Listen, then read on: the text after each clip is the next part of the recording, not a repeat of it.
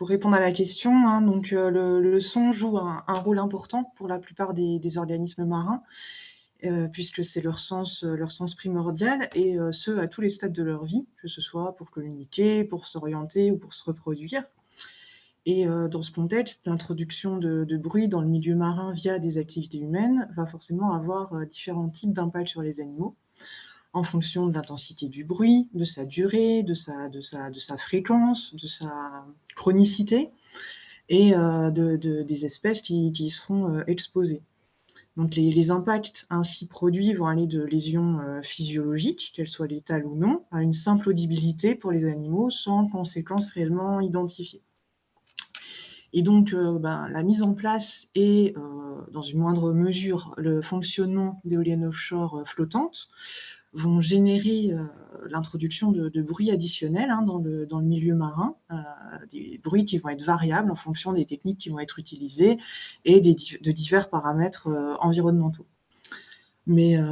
d'une façon assez générale, ces impacts vont être très localisés et d'une ampleur relativement, faible par rapport à d'autres activités, anthropiques. Parce qu'il faut rappeler que la Méditerranée, c'est déjà un milieu qui est très anthropisé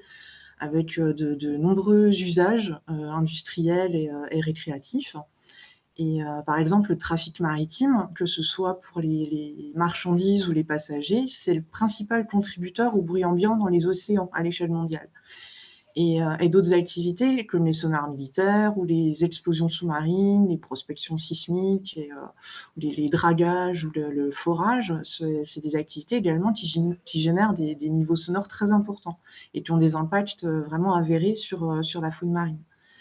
Et même des activités récréatives, hein, comme l'utilisation de jet ski, de hors-bord ou ce type de bateaux très rapides, peuvent également créer du dérangement, voire des dommages, hein, pour des animaux très sensibles comme les mammifères marins. Donc moi, ce que je voudrais rappeler aussi, c'est que, outre les aspects acoustiques, hein, il y a d'autres pressions qui s'exercent aussi sur les espèces marines, comme la surpêche, les pollutions diverses ou les changements climatiques, et que c'est bien l'ensemble de ces pressions-là et leur cumul que l'on doit considérer si on veut évaluer les impacts et si on veut pouvoir faire des choix éclairés pour la transition énergétique dans un contexte global qui est quand même très préoccupant, qui est celui du changement climatique.